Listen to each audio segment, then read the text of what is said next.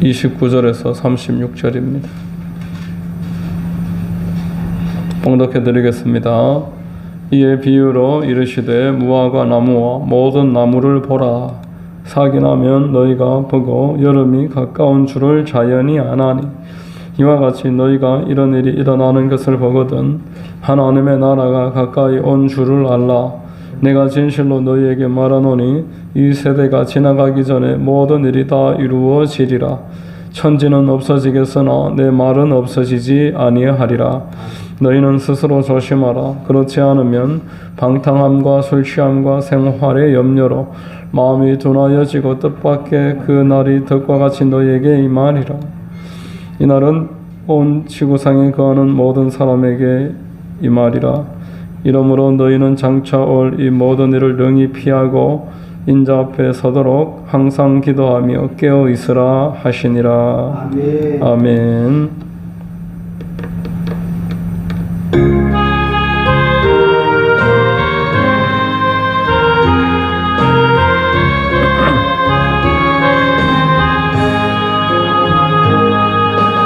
예수 우리 왕이여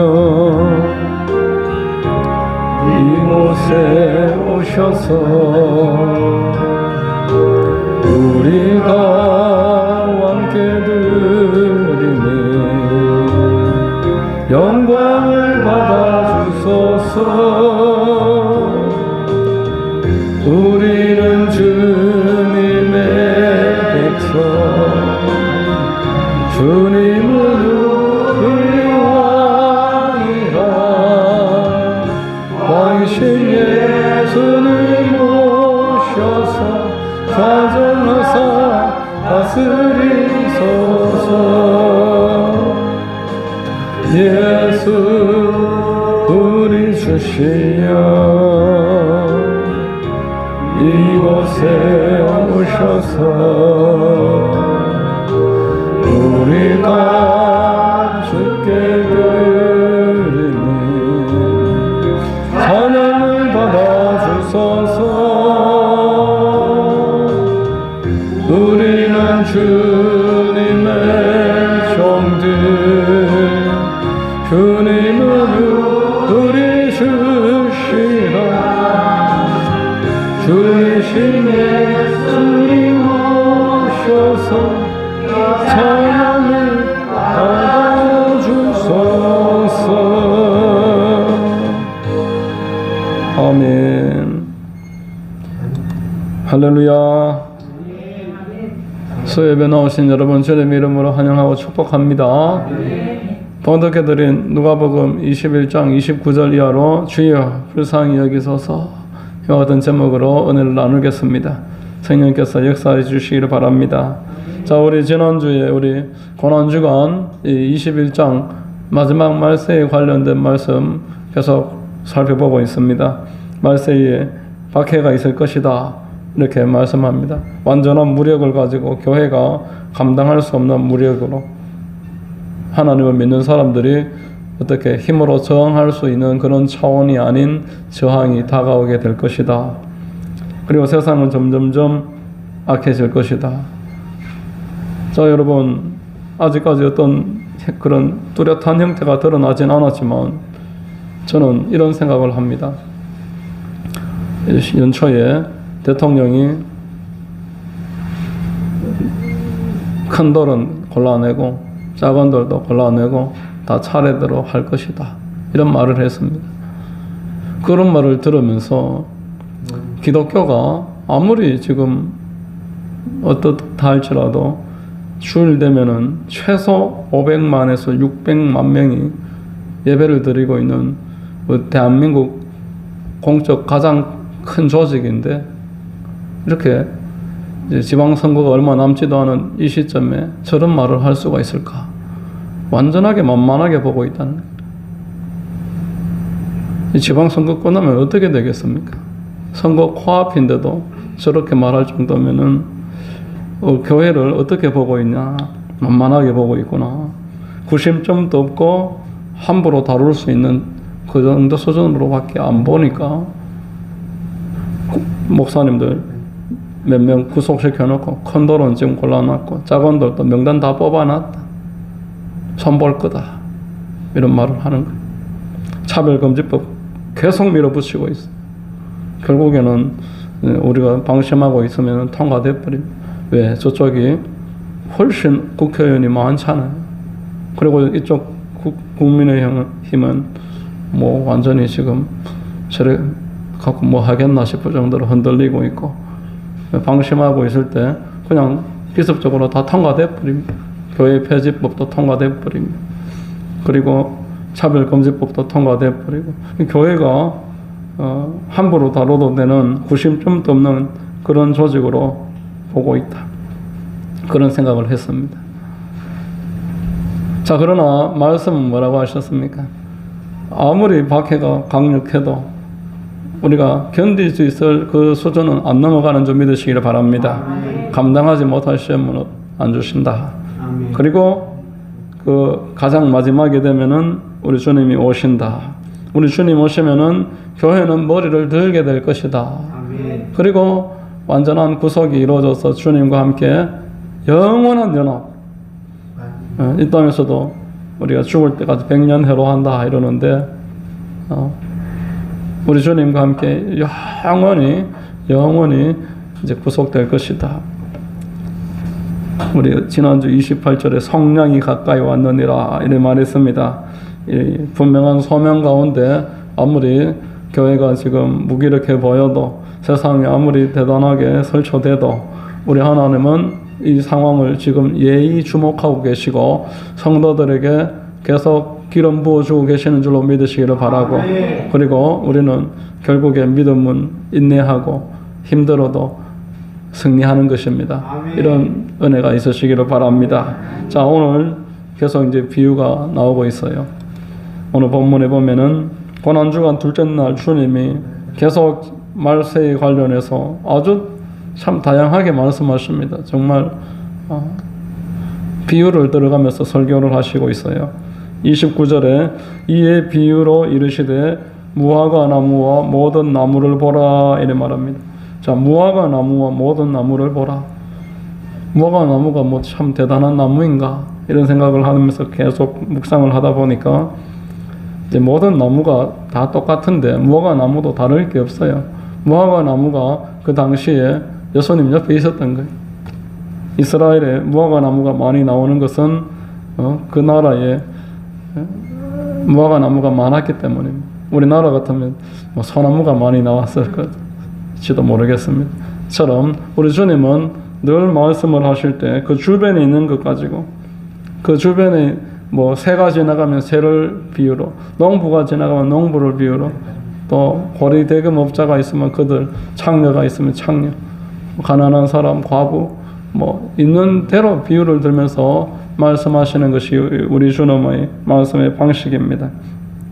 자, 무화과 나무를 보라. 30절 한번 읽어보겠습니다. 싹이 나면 너희가 보고 여름이 가까운 줄을 자연히 아나니 이렇게 말합니다. 낙엽이 다 떨어져 버립니다. 여기 있어 보니까 낙엽이 무서워요. 지금 앞에 나무가 많아서 참 좋다 그러는데 가을 되면은 낙엽이 막 우수수수수 완전히 눈처럼 내립니다. 가만히 문 밖에 내다보고 있으면은 눈 오듯이 막 낙엽이 떨어집니다. 이 동네는. 제가 참외 한만에 왔을 때 7월 달이었는데 6월 달에 왔고 7월 달에 창립을 했는데, 가을 되니까 하루는 저 한국 아파트 그 건너편에 어떤 빌라에 아주머니 한 분이 마대자루를 막 한 몇십 장을 가지고 교회 문을 두드리더라고. 나 저기 하만 어디 오늘 교회 권사인데 개척교회가 잘 되려면 앞에를 깨끗하게 썰어야 됩니다. 이러는 거예요. 그럼 뭐 가만히 보니까 자기는 뭐 아침부터 일어나서 그 빌라에 청소하시는 분인데 열심히 청소해요. 그러면은 여기서 바람이 불면은 여기 있는 게 그걸로 또 다 간단 말이에요. 그러니까 답답한 거지. 썰어봤자 그때 보내니까. 그러니까 옆집에는 말 못하죠. 자기가 청소하는 입장에서 누구한테 말하겠어요. 그런데 개척교회는 만만하니까 그래서 그까지 100m도 넘는데 마대자루로 그만큼이나 끌고 와갖고 나보고 썰으라 그러더라고요. 그래서 많이 썰었습니다. 아무도 안 오더라고. 그거 쓸어갖고 올 것 같으면 내가 한번 다 쓸고 다니죠. 자, 여러분, 낙엽이 막 오르 떨어지면 나무가 저 살겠나. 근데 나무가 그 다음날 되면, 그 다음 해 되면 또 막 살아납니다. 이렇게 나무를 봐라. 이렇게 이야기하면서, 자, 이 자연은 여러분, 하나님이 이 땅에 일하시는 일들의 예고편이에요. 예고편. 자연뿐만 아니라 역사도 마찬가지입니다. 역사도 예고편입니다. 그리고 인간들 살아가는 모든 일들이 하나님이 우리에게 말씀하시고자 하는 일들의 예고편입니다. 예고편. 우리 주변에 일어난 일들을 우리가 가만히 주목을 하면서 우리 하나님이 나에게 말씀하시고자 하는 게 무엇인가, 이걸 보는 눈이 있어야 되는 것입니다. 여러분, 자연은 어떻습니까? 심으면은 나는 겁니다. 자연은 우리에게 하나님의 음성을 들려주고 있어요. 많이 심으면 많이 난다고 말합니다. 그리고 적게 심으면 적게 납니다. 잘 관리하지 않으면은 짐승이나 사람이 지나가면서 손대고 밟아버리면은 못 쓰게 된다. 자연은 우리에게 말씀해 주는 것입니다. 물을 주면 잘 자라고, 아무리 사람이 잘 가꿔도 강가에 심어놨는 이 나무나 꽃은 훨씬 더 잘 자란다. 이것을 우리 하나님은 보여주고 있습니다. 역사도 마찬가지입니다. 막 흥황해지면은 사람들이 결국 교만해집니다. 지금 막 이렇게 흥황해지는 사람들 보면서 교만해지겠구나. 그리고 교만해지면은 여지없이 망하게 되는 것입니다. 우리는 우리 주변의 일들을 보면서 하나님의 일을 볼 수 있어야 됩니다. 낮춰졌을 때에 하나님 앞에 겸손하게 엎드려서 회개하면 하나님이 다시 살려주는 것을 보면서 우리는 교만하지 말고 계속 엎드리고 계속 회개하고 낮아져 있어야 되겠구나, 이런 생각을 가져야 될 줄로 믿습니다. 지금 교회 주변에 어떤 일이 벌어지고 있습니까? 여러분, 손현보 목사님 구속 중일 때에 그 아들이 영상을 올리는 거 보니까 추운데, 그때 이제 출소한 지 얼마 안 되셨잖아요. 12월 말 1월 이 추운데 아버지가 이 손도 잘 못 움직인다. 너무 추우니까 글씨를 펜을 쓸 수도 없을 정도로 손이 굳어 있다는 거예요. 면회를 가서 보니까. 그리고 발도 그렇게 꽁꽁 굳어 있다. 발이 이렇게 꽁꽁 굳어 있다. 자, 여러분, 이 추운 날씨에 구치소에 우리가 잘 모르지만 혹시 아는 분 계십니까?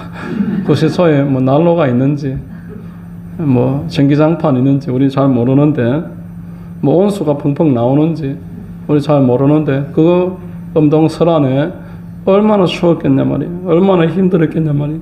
항복하지 않고 인내하는 게 얼마나 참 고된 수고로운 일이었겠느냐.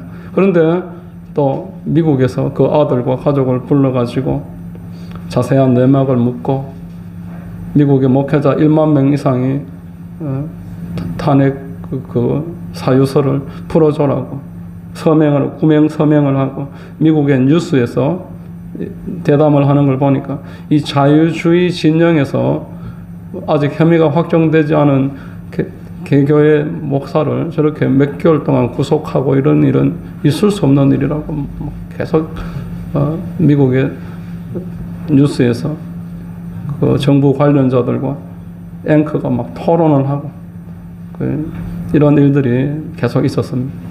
그래서 이번에 풀려나지 않았을까? 아니면은 더 잡아놨을 수도 있을 것이다. 자, 이걸 보면서 역시 우리가 인내하면은 우리 주님이 오신다고 하셨는데, 손현보 목사님 지금 겪는 일을 보면서, 이번에 이 일을 보면서 참 박해가 있어도 하나님이 와서 도와주시겠구나, 이런 생각도 우리가 해볼 수가 있는 것입니다. 자, 여러분,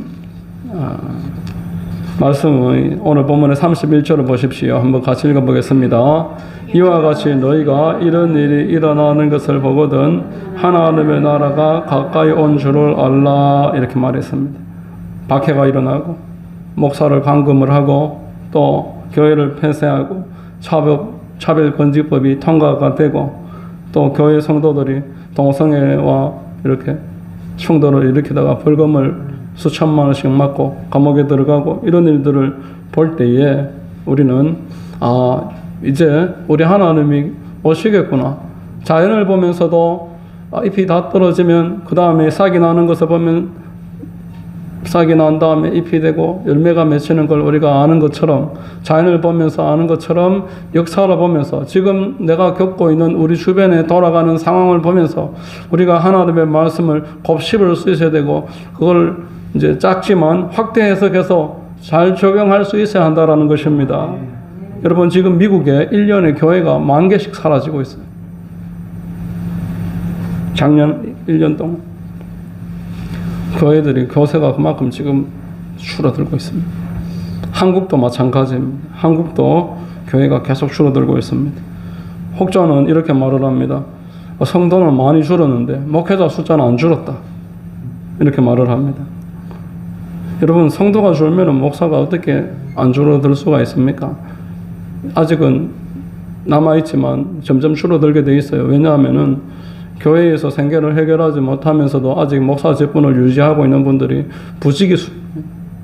여러분, 서울에 개인 택시 운전, 법인 택시 운전하는 목회자가 9,000명이 있대요. 서울에만. 그 정도로 지금, 그래도 목사라는 직분을 가지고 본인이 벌어서 교회 당을 유지를 하면서 교회를 시키고는 있지만, 그래서 성도는 줄어도 목사는 아직 그대로 남아있다고, 그 비율은 더 높아졌을지라도 결국 지금 점점점 줄어들고 있는 이런 상황입니다. 결국 그분들이 연로해지고 은퇴하고 나중에 돌아가시면은 결국은 그 목사 숫자가 다 거품이라는 게 드러날 겁니다.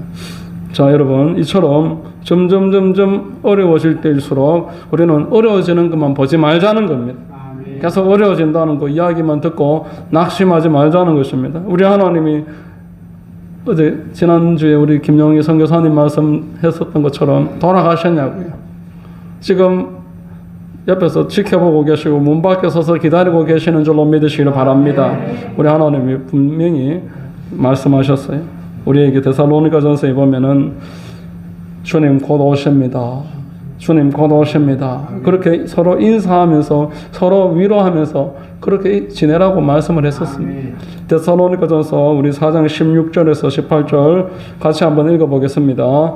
주께서 호령과 천사장의 소리와 하나님의 나팔 소리로 친히 하늘로부터 강림하시리니 그리스도 안에서 죽은 자들이 먼저 일어나고 그 후에 우리 살아남은 자들도 그들과 함께 구름 속으로 끌어올려 공중에서 주를 영접하게 하시리니 그리하여 우리가 항상 주와 함께 있으리라.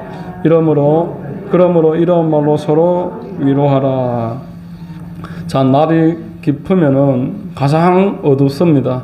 그러나 이 가장 어두운 때를 지나고 나면 곧 밝아오는 겁니다. 여러분, 해 뜨기 직전이 가장 어둡다는 말이 있습니다. 우리 하나님이 지금도 저와 여러분들이 참 힘들고 어려운 시기를 통과하고 계시는 걸 알고 계십니다. 여러분들이 인내하고 참고 견디면은 우리 하나님께서 반드시 내가 여기 있다 이렇게 찾아와 주실 줄로 믿습니다. 이 진리가 없으면은 힘들 때 낙담합니다. 좀 힘들 때 쓰러집니다. 부정적으로 말하게 됩니다. 그리고 박해가 더 세질 때 벙어리가 되는 거예요. 아무 말을 하지 못하게, 공산주의나 동성애 앞에 아무 말도 못하게 됩니다. 우리 하나님은 반드시 감당할 시험만 주시는 줄로 믿으시기를 바라고, 어떤 상황에서도 반드시 우리 하나님이 지켜보신다는 말씀이 있고, 또 이번에 그 손현보 목사님 예와 같이 마지막에 손도 못 움직일 정도가 됐는데 우리나라에서는 아무도 안 도와주는 거예요. 데모도 안 하는 거예요. 못 도와주는 거예요. 근데 미국에서 들고 일어나서 10,000명이나 서명을 하고 뉴스에서 이런 일은 있을 수가 없는 일하고 총리까지 가서 이런 상황을 만들어주면서 힘을 실어주니까 나올 수가 있었습니다. 저는 그렇게 이해를 하고 있습니다. 여러분, 감당할 시험을 주신다는 걸 믿으시기를 바라고, 마지막 때에 우리는 더욱더 하나님이 더 오시기 직전이구나, 지금 이제 곧 오신다 이러면서 서로 위로하고, 이런 말로 서로를 독려하고, 우리가 큰 산이 앞에 있으면은 그 앞에서 큰 선아 네가 내 앞에서 무엇이 내 평지가 되리라 선포하십시오. 여러분, 내 밥이다. 이것은 내 밥이다. 왜? 우리는 보호자가 있고 저들은 보호자가 없으니까. 개도 여러분 보호자가 있으면 기세가 등등한 거예요. 그리고 암만 짖어도 주인이 있는데 잘 못 때리잖아요.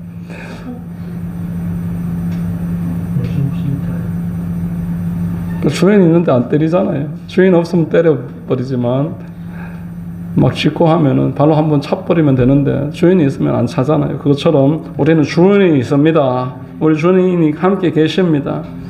그러므로 때와 시기는 그냥 생각하지 말고 너무 지금 오시나 내일 오시나 뭐 이러고 있지 말고 또 안 오시는 것처럼 그러지도 말고 우리 주님이 오시지만 우리는 우리 해야 할 일을 지금부터 한다. 이런 마음 먹고 열심히 달려나가면은 주님 만나게 될 것입니다. 자, 우리 초대교회의 유명한 신앙 그 위인 가운데 길손주 이제 목사님인데 원래는 장로님이셨고 1907년도 평양 장대영 교회의 이 성도들입니다. 이때 참 보기만 봐도 참 뜨거워 보이죠. 회개하면서 불길같이 큰 부흥의 역사가 일어났습니다. 이 장로님이 본인이 먼저 남의 거 떼먹었는 거, 남의 물건 훔치고 돈 도둑질하고 안 갚고 빼돌리고 이렇게 했던 거를 공개적으로 자백을 합니다. 그러면서 회개할 때 사람들이 다 같이 회개를 하고 그러면서 부흥운동이 일어났는데 이분이 이제 나중에 목사가 됐어요. 목사가 됐는데 얼마나 성경을 많이 읽고 기도를 많이 하는지 성경이 참 수도 없이 읽고 특별히 요한계시록을 10,000번을 읽었다고 합니다. 요한계시록 10,000번을 읽으면서 종말론에 대해서 완전히 이해를 하고 있어요. 이분이 짧게나마 쓴 종말론 강의도 제가 읽어본 적이 있는데 종말론에 대해서 아주 이해가 깊습니다. 그리고 하나님이 이제 종말에 관한 때를 알려주신 거예요. 이분한테. 1935년 11월 26일 이런 때를 이분이 알게 되고 주장을 했는데 1935년 11월 26일 날 지구가 망했습니까? 지구가 안 망했잖아요. 망한다고 본인은 주장했는데 안 망했는데 본인이 그날 돌아가셨어요. 하나님이 종말을 이야기할 때 우주의 종말도 종말이지만 내가 죽는 것도 그날 종말입니다. 자, 여러분, 사람들이 종말 되게 막 강조합니다. 전천년설, 후천년설, 무천년설, 뭐 휴거가 어떻고 막 이야기합니다. 그러면서 내가 당장 죽을 수 있다는 건 생각 안 한다는 거예요. 우리 하나님 앞에 내가 서야 된다는 걸 생각 안 하고 산다라는 것입니다. 우주의 종말보다 내가 더 관심을 기울여야 될 것은 내 개인의 종말입니다. 우리가 이 환경을 보면서 하나님의 말씀인 종말을 이해를 하면서 환경을 보면서 우리는 내 주변에 내가 알고 있던 분들이 계속 종말을 당하잖아요. 누가 돌아가셔도 계속 돌아가셨다고 보고장을 받고 있잖아요. 결국 나도 이제 때가 된다. 이걸 이해를 하면서 하나님 앞에 서야 된다는 것, 이 말씀이 나에게도 분명히 실제라는 것을 이해를 하고 있어야 됩니다. 히브리서 9장 27절 한번 같이 읽겠습니다. 한번 죽는 것은 사람에게 정해진 것이요 그 후에는 심판이 있으리니 이게 우주적인 종말보다 더 명확한 종말이요 나에게는 이게 더 실제라는 것입니다. 우주적인 종말도 분명히 온다는 걸 염두에 둬야 되지만 내가 나의 개인의 종말은 진짜 언제인지 어떻게 알겠어요? 우주의 종말이 만약에 한 달 뒤라고 할 때 25일 후에 내가 종말을 당할 수 있다는 게 성경의 가르침입니다. 여러분, 성경은 우리가 우주의 종말 직전에 내가 죽을 수 있다고 분명히 알려주고 있어요. 여러분, 우리가 다음 주에 종말이 와도 내가 내일 죽을 수 있다는 것을 성경은 말하고 있는 겁니다. 우리 창세기 5장 25절로 31절까지 한번 읽어보겠습니다. 이 보이십니까? 같이 한번 읽어보겠습니다. 무두셀라는 187세에 라멕을 낳았고 라멕을 낳은 후 782년을 지내며 자녀를 낳았으며 그는 969세로 살고 죽었더라. 라멕은 182세에 아들을 낳고 이름을 노아라 하여 이르되 야훼께서 땅을 저주하심으로 수고롭게 일하는 우리를 이 아들이 아니하리라 하였더라. 저 무두셀라가 죽으면 세상이 심판을 받는다. 그리고 187세에 아들을 낳은 라멕입니다. 라멕이 182세에 노아를 낳아요. 그러니까 187 더하기 182 하면은 얼마입니까? 369잖아요. 369. 그런데 무두살라가 언제 죽었다고 말합니까? 969세. 그러면 무두살라 369세 때 노아가 태어났는데 무두살라 죽은 날 홍수가 일어난다는 겁니다. 그러니까 600년 뒤에 노아가 600살 될 때 대심판이 일어난다는 거예요. 그런데 참 아이러니한 것은 31절로 30절, 31절 한번 읽어보겠습니다. 라멕은 노아를 낳은 후 595년을 지내며 자녀들을 낳았으며 그는 777세를 살고 죽었더라. 이렇게 말합니다. 라멕이 아버지 돌아가시면은 지구가 멸망한다 했는데 지금 아버지가 벌써 960세를 사셨단 말이에요. 지구가에서 제일 장수하신 인물이에요. 기네스북에 올랐어요. 이제 돌아가실 때 됐는데, 돌아가시면 홍수 되는데, 그리고 아들 노아는 막 배 만들고 있고, 언제 돌아가시나. 돌아가시면 나는 이제 아직 새파라니까 770살밖에 안 됐으니까, 우리 보통 900살까지는 사니까 나는 안 죽을 거고, 막 그러고 있는데, 777세에 라멕이 죽어버렸어요. 그리고 5년 있다가 아버지가 돌아가시는데, 그때부터 심판이 일어나는 거예요. 여러분, 이게 참 알려주는 게 내용이 깊습니다. 우리는 우주적인 종말보다도 내 개인의 종말이 더 내 앞에 있다는 것을 염두에 두고 살아라는 것. 이것을 성경은 우리에게 말씀을 하고 있는 것입니다. 자, 여러분, 우리는 큰 박해가 온다고 할지라도 두려워하지 마십시오. 큰 박해가 있을 것이라는 것에 대해서 너무 거기에 관심을 두지 마십시오. 큰 박해는 분명히 있을 것이지만 큰 박해가 있으면 있는 만큼 하나님께서 더 분명하게 지금 옆에서 힘주고 계시고 지켜보고 계시고 때가 되면은 우리 안으로 개입해 들어오신다고 말씀을 하고 있습니다. 그리고 큰 박해, 큰 종말 그 앞에 내 개인의 종말이 있다라는 거예요. 내 개인이 반드시 하나님 앞에 서게 된다. 오늘 우리 이 누가복음 21장 29절에 이 무화과 나무의 비유를 보라 그러면서 하나님이 31절까지 이렇게 교훈을 주시는 것은 우리가 좀 생각을 하면서 그렇게 살아가라는 겁니다. 역사를 생각하면서 사람을 생각하면서 지금 이 시대에 우리 사회에 일어나는 일을 보면서 성경 말씀하고 좀 이해를 해가면서 종말이 온다 이것을 늘 기억을 하고 종말 앞에서 우리 성도들은 어떤 태도를 가지고 있어야 되느냐. 종말 앞에 하나님이 오실 것이고 하나님은 반드시 종말이 아무리 거쳐도 우리에게 개입해 주실 것이고 또 그 종말 그 앞에 내가 먼저 종말할 수 있다. 이것을 기억을 하라라는 게 성경의 교훈인 줄로 믿으시기를 바랍니다. 자, 두 번째로 오늘 본문에 이해되지 않는 내용이 있습니다. 이해되지 않는 내용이 참 있어요. 성경에 우리가 이해력이 좀 부족하기 때문에 이해를 못하는 부분들이 계속 나옵니다. 성경에 32절 33절 한번 소리내서 같이 읽어보겠습니다. 내가 진실로 너희에게 말하노니 이 세대가 지나가기 전에 모든 일이 다 이루어지리라. 천지는 없어지겠으나 내 말은 없어지지 아니하리라. 이렇게 말합니다. 반드시 말씀대로 된다. 이렇게 말씀합니다. 이 말씀을 들었을 때 예수님 그 주변에 있는 사람들 우리 주님이 곧 오시겠구나 이렇게 생각을 했을 것입니다. 자, 그런데 오늘 우리가 성경을 볼 때 어떤 생각이 드십니까? 저는 32절을 읽을 때마다 이 세대가 지나가기 전에 모든 일이 다 이루어지리라. 우리 주님이 종말하시고 재림하시고 모두 주님 오시는 걸 보게 되고 지금 이 말씀을 하시면서 그 사람 살아있는 그 시대에 이 일이 누군가는 보게 될 것이다. 아무리 오래 살아도 100년 더 살겠냐 말입니다. 당시에. 그러면은 끝나야 되는데 안 끝났잖아요. 저는 이 말씀이 참 그런 식으로 이해가 됐습니다. 안 끝났는데 그런데 33절은 천지는 없어지겠으나 내 말은 없어지지 아니하리라. 반드시 끝난다. 너희 세대가 끝나기 전에 끝난다. 이렇게 이야기하길래 참 고민을 했었습니다.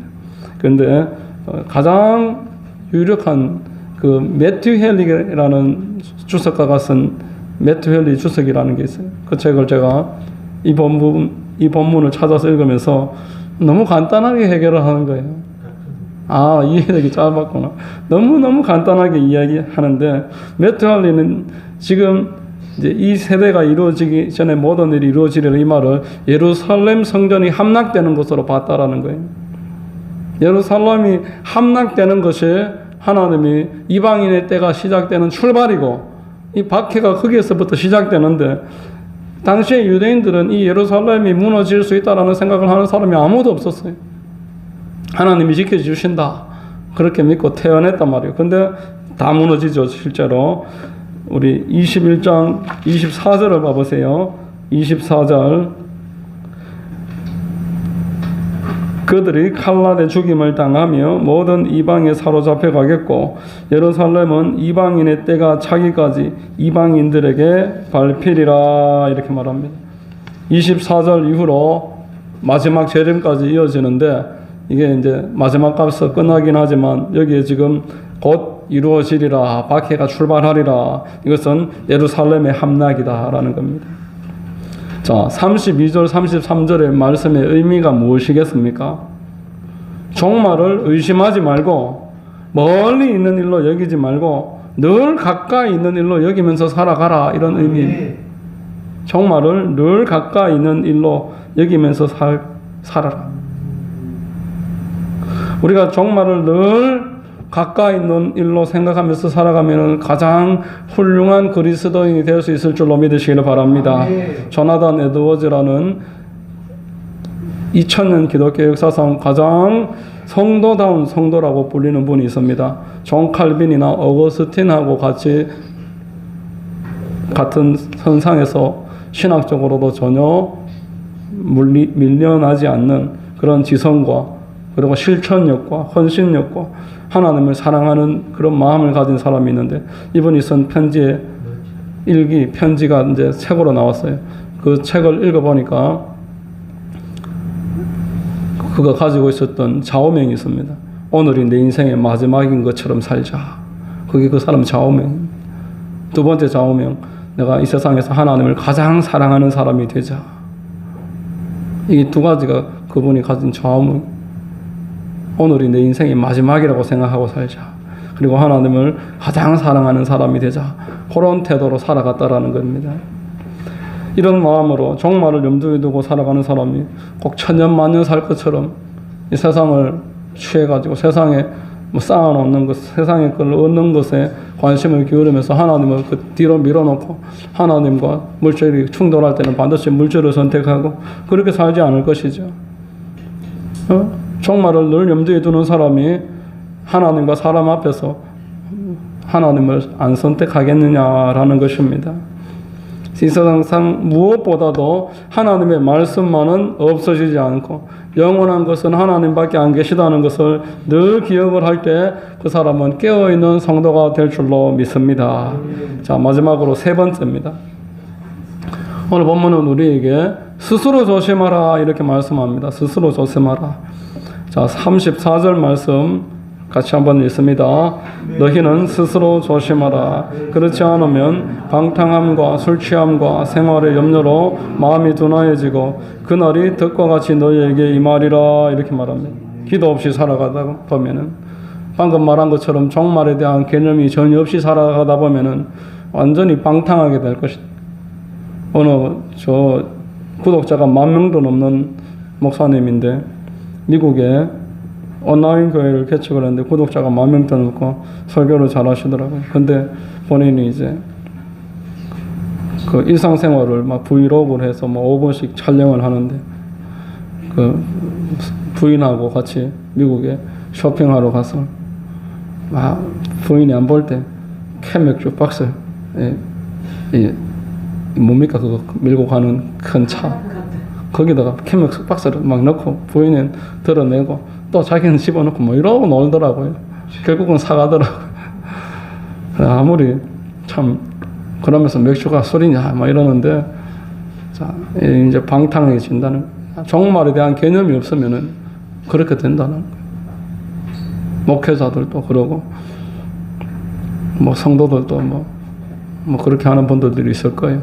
술을 마시고 우주님에 대한 개념이 아예 없어. 그냥 종말에 대한 생각은 아예 관심도 없어요. 그런 거는 저 아프리카 이야기, 나하고는 상관이 없는 이야기.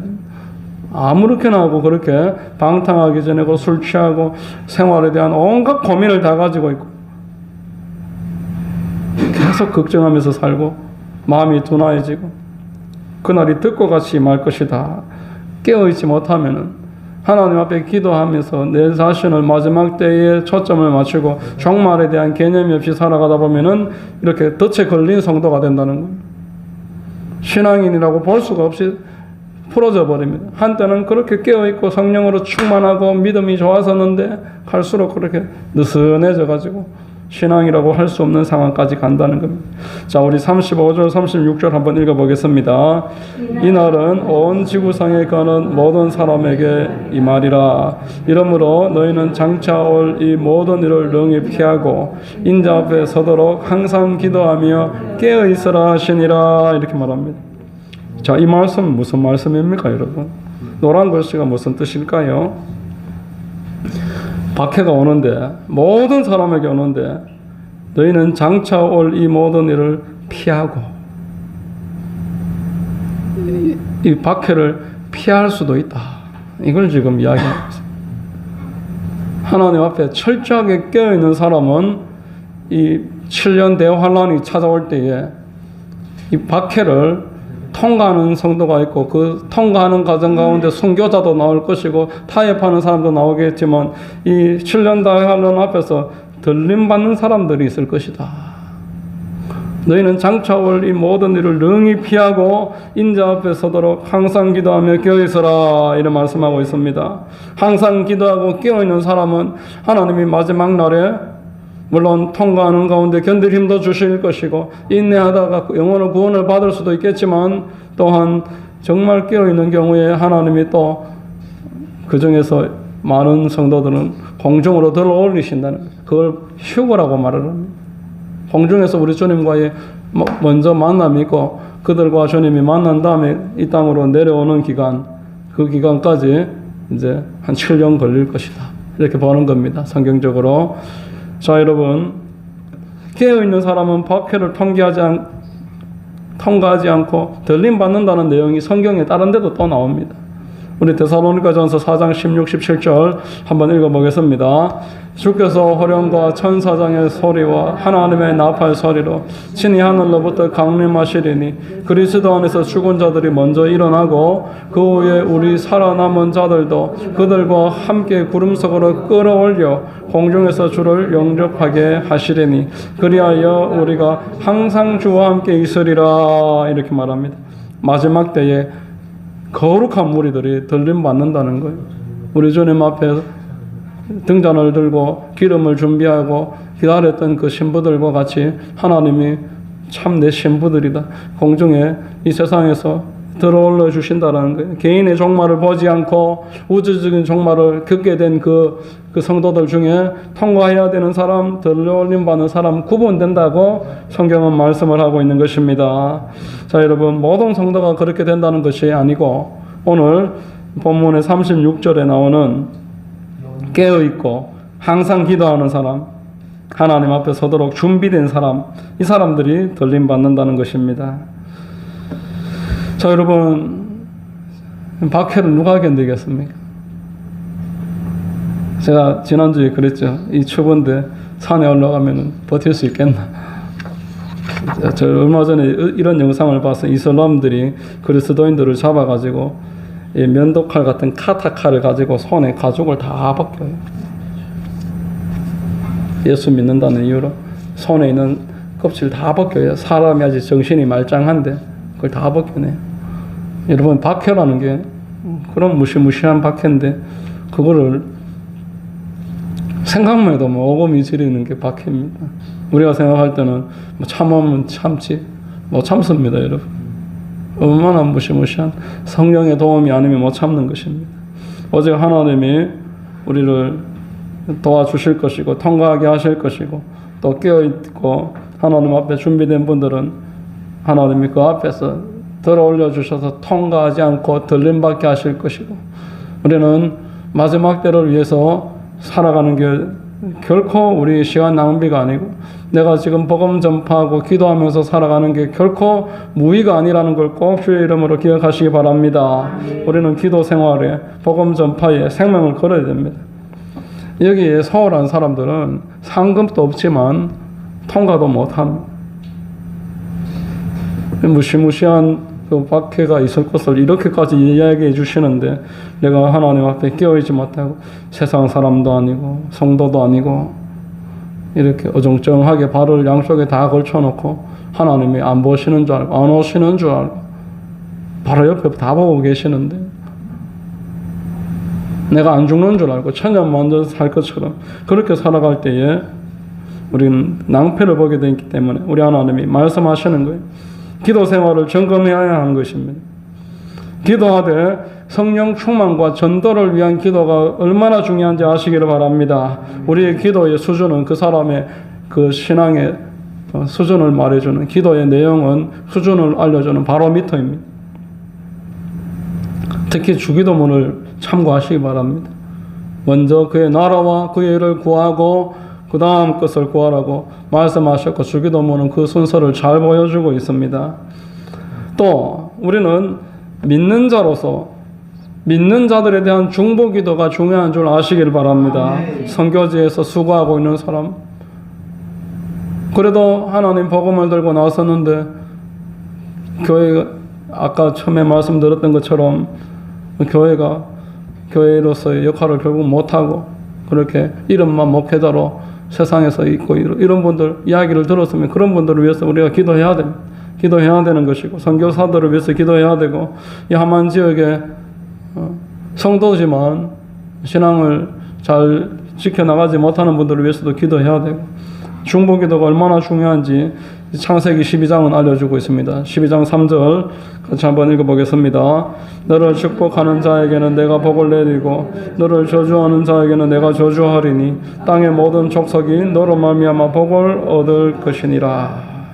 자, 우리가 이 땅에서 하나님께 깨어있고 복을 받는 것은 이 중보기도에 달려있다라는 거예요.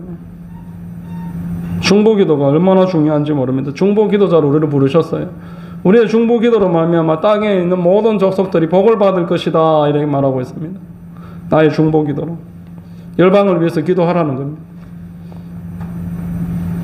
그리고 너를 축복하는 자, 자 기도로 누가 아브라함을 축복합니까? 영적 아브라함 교회를 누가 축복합니까? 성도들이 해야지. 우리가 아브라함의 족속들, 우리 교회들을 내 교회뿐만 아니라 내 주변에 있는 교회들, 조국 교회를 위해서 부지런히 축복으로 기도하면 하나님이 복을 주신다는 거예요. 너를 축복하는 자는 내가 복을 내리리라. 우리가 교회를 위한 중보기도가 얼마나 중요한지 이 구절이 알려주고 있습니다. 교회를 위해서 기도하는 사람을 내가 축복하리라. 교회를 해를 끼치는 것이 얼마나 무서운지 여기 알려주고 있어요. 교회를 저주하는 자는 내가 저주하리라. 여러분 정말 이 말씀을 아셔야 됩니다. 아셔야 돼요. 교회에 관해서 참 우리가 어떤 태도가 있어야 되는지 교회를 위해서 기도해야 돼요. 정말 이때에 마지막 때에 역할을 못하고 있는 교회가 있다는 걸 우리가 인식을 하면 그 교회는 나에게 하나님이 기도하라고 알려주시는 겁니다. 그 교회를 위해서, 그 교회 성도들을 위해서 기도하라고. 땅의 모든 족속이 중보기도에 달려있다 이렇게 말씀하고 있습니다. 그런데 성도가 돼갖고 기도하지 않는 사람들 깨어있다고 할 수가 없고 잠들어 있는 것이고 마지막 때가 준비가 전혀 안 되는 것입니다.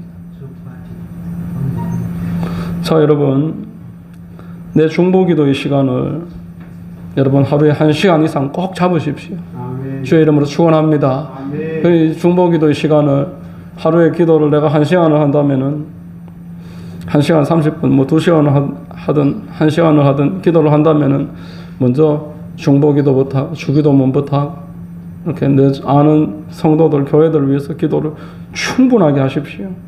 그럼 이제 내 개인의 기도, 내 가족의 기도, 나의 문제를 놓고 기도하셔도 충분합니다. 자, 여러분, 기도 생활이 보람이 있고 발전을 경험하시려면은 반드시 먼저 중보 기도부터 하셔야 돼요. 열방을 위해서 기도하셔야 되고, 선교사들을 위해서 기도하셔야 되고, 이 땅에 연약한 교회들 중심으로 기도하셔야 됩니다. 점점 기도의 생활이 재밌어지고 시간도 늘어나고 의미가 있습니다. 내가 참 신앙생활하는 보람이 생깁니다.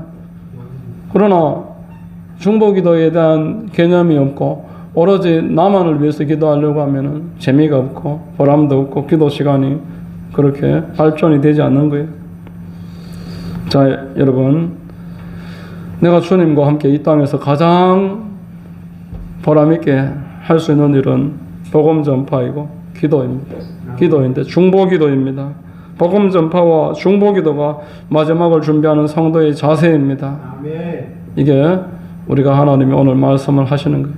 이 상황을 좀 보면서 어떻게 될 것인지 생각을 하면서 마지막 때가 진짜 코앞에 왔다. 너희들이 이해가 안 되지만 내가 말한 게 지금 다 되고 있다. 그렇게 말씀하시고 깨어있지 못하면은 하나님 앞에 이 환난을 통과할 수가 없을 것이다. 참 힘들고 어려운 시기를 피할 수가 없을 것이다. 자, 우리 주변을 살펴보십시오. 우리가 무엇을 위해 살아야 되겠습니까? 마지막 때에 깨어서 기도하고 돌림받고 하나님께 귀하게 쓰임받는 방법 오늘 성경을 통해서 배웠습니다. 우리를 위해서 불쌍히 여겨주시옵소서. 나와 우리를 불쌍히 여겨주옵소서. 내 가족과 또 내 교회와 우리 지역을, 이 나라를, 열방을 불쌍히 여겨주시옵소서. 지금 순서를 거꾸로 했어요. 열방부터 해서 내 기도까지 하시면은 가장 아름다운 기도이고 큰 축복이 있을 것입니다. 여러분 모두가 마지막 때를 이렇게 깨어서 기도로 준비하시기를 주의 이름으로 축원드립니다. 기도하겠습니다. 하나님 아버지 감사합니다. 오늘 말씀을 통해서 참으로 우리가 마지막 때를 살아갈 때에 세상을 보면서 이 마지막 때임을 늘 분별을 해야 되고 또 스스로 깨어 있으라 말씀했습니다. 내가 이 땅에 하나님께 구원을 받고 지금까지 생명을 받고 많은 복을 받는 것이 복음 전파와 중보 기도의 사명을 위함임을 이해를 하게 하시고 늘 하나님 내 주변의 연약함을 놓고 눈물로 기도하고 애통해하면서 기도하고 대신 가슴 찢으면서 회개하는 그런 깨어있는 성도들 우리 모두가 될 수 있도록 도와주시옵소서. 주님이 사용해 주시고 인도해 주시옵소서.